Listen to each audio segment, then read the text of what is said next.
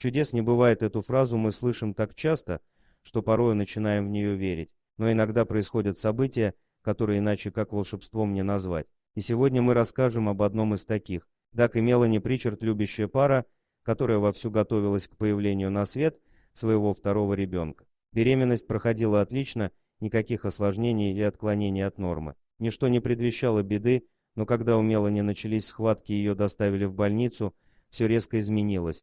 Женщина чувствовала себя плохо. Она жаловалась на жуткую тошноту и головокружение. Доктор провел экспресс-обследование, но не смог ничего обнаружить. Мелани и ее малышка были здоровы, однако состояние женщины стремительно ухудшалось. И вдруг в один момент все датчики, к которым она была подключена, загорелись красным, и в палате раздался сигнал тревоги. Сердце Мелани остановилось. Врачи зафиксировали у нее амниотическую эмболию. Это значит, что амниотическая жидкость, околоплодные воды, попадают в кровоток роженицы, что вызывает шок и острую коагулопатию, плохую свертываемость крови. Болезнь считается крайне редкой, вероятность ее появления равна 1 к 80 тысячам. Мелани немедленно отправили в неотложную хирургию. Ребенка удалось спасти, сделав кесарево сечение, но мать не смогла вернуться к жизни. Врачи объявили ее клинически мертвой и добавили, что ей понадобится пересадка сердца или легких. Но даже в том случае, если операция состоится,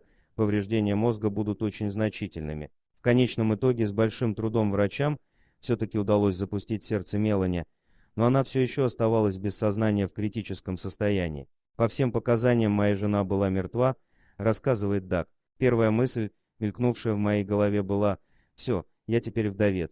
Когда врачи разрешили семье пройти и попрощаться с Мелани, Дак наклонился, поцеловал ее и прошептал: «Если у тебя остались хоть малейшие силы, борись». Невероятно, но кажется, что именно этих слов не хватало девушке. Уже спустя 24 часа после того, как она потеряла сознание, Мелани смогла открыть глаза. Ее муж показал ей фотографию их дочери Габриэлы, которая смогла выжить в той ужасной операции. Через пару часов девушка уже смогла самостоятельно дышать. Врачи ошиблись с прогнозом.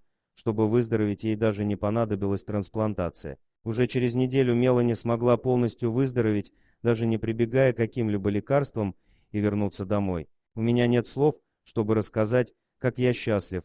То, что случилось в больнице, ее выздоровление — это настоящее чудо, говорит Дак. Если по-настоящему верить в чудеса, они обязательно сбудутся. Делитесь этой статьей со своими друзьями, а свое мнение на этот счет пишите в комментариях.